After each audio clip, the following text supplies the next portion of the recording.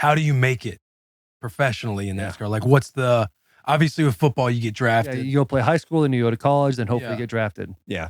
Pretty linear. Yeah, I feel like the steps are a little bit different. There's less similarities. It was like we have little league, right? Like there's local tiny track. Like I started when I was 9. So like go-karts, all those stuff, that's just like a little league kid getting going, right? And T-ball or something. And so there's different steps you take as you get older.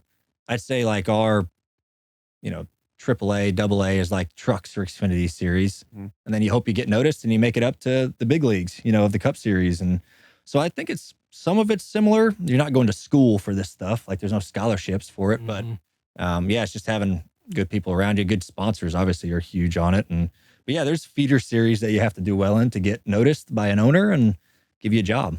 So, I wonder what it's like too. Like if somebody's got like an instinct or an eye for driving, but they're just not in a faster vehicle, like in the Xfinity, or if like you're trying to get noticed, but you're not winning even those events. Yeah. But how somebody that has it might not get identified just because they might not have the Their right vehicle might not be as good. or the right environment or yeah, people. that happens all the time. Yeah, I mean, there's people that I think are great race car drivers, but they haven't gotten the shot that I think they deserve. And that's at any level, whether it's the NASCAR level, you're in a lower tier car, or the local short track level. I know guys I grew up racing with that were twice my age that were unbelievable race car drivers, but they just never got a shot. Mm-hmm. That stuff happens all the time. Obviously, you're very proven at this point, but when you were coming up, did you feel like you got maybe like a little more of a helping hand from your dad? Yeah, when I started, Dad was still racing when I started racing, and really through my late teenage years, Dad was still racing. So he wasn't at every track with me every weekend. He had his own job. So, but I did feel like, growing up, it's like, oh, that's Blaney's kid, that's Dave's son. See how he is, right? Is he worth a shit or something like that? And so, yeah, I think there was a little bit of that pressure. It's like, all right, I got to live up to what my dad can do and, try to make it like he did. So there was a little bit of that as a kid, but I think you grow out of it. Like as you get older, you realize you're your own person and you kind of do things your own way and start living by your life instead of your parents, right? Or someone who came before you. Was that a difficult process to get to that point though? Fighting the pressure and then being like, okay, I got to be my own self here in the same avenue that my father made. A little bit. I feel like you felt like there was always so many eyes on you. Mm-hmm. Like I got to do good. I got to prove myself. I don't want to look like a clown. So I feel like, that was a big thing growing up, trying to overcome that as a kid. That's hard to overcome. You're already kind of shy and nervous as a kid. And then you have all these eyes on you and you're having to prove yourself and live up to expectations. That can be a lot on a kid. And luckily it all worked out. Was it one of those things too, like when you would win and if your dad, your old man wasn't there, like you're calling to be like, hey, I won. Dad's the first guy I call after every race, even nowadays. Like it's just that's how it's been for 20 years. And that's just how it is, So he's just, and the role has changed over the years. Like I used to call my dad for advice and now it's just calling him just to call him, and talk to him. Just, it's almost routine. So That's awesome. He's still the first one on my phone. So That is cool. If your dad was in his prime right now, who would win in the race?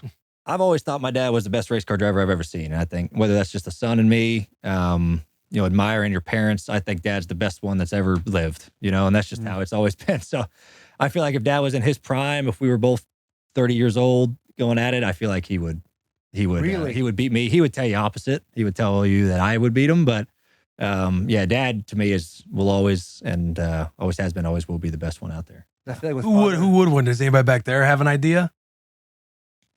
That's good. Put him on the spot. Yeah, you put him on the spot. Yeah. Like you just wonder if somebody's sitting back there like, Actually, Ryan does. Ryan might edge him out. Old man wouldn't stand a chance.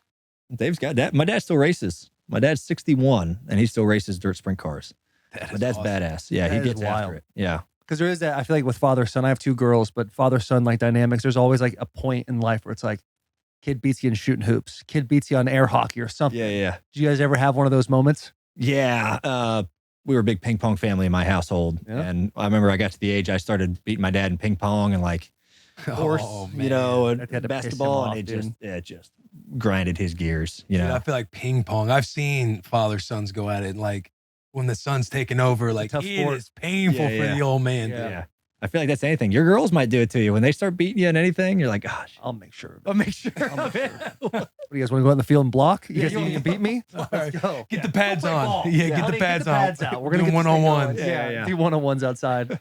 What's been the biggest win outside of being the NASCAR Cup Series champion? The biggest win of your career where you feel like, yo, I'm on my way.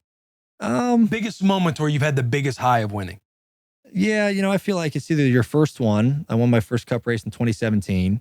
So I feel like, then it's like, all right, I feel like I'm kind of here. Right? It was my second year in the NASCAR deal. And I'm like, all right, I feel like I'm kind of established. Like I've finally won a race, all that. Either that one or we won at Martinsville to get us to Phoenix this year. I grew up just south of Martinsville, Virginia. That was like a home track for me. Mhm. So I think winning at my home track, winning there to get to Phoenix, that's won us a championship. I was pretty fired up on that one. So I think either one of those two is top one.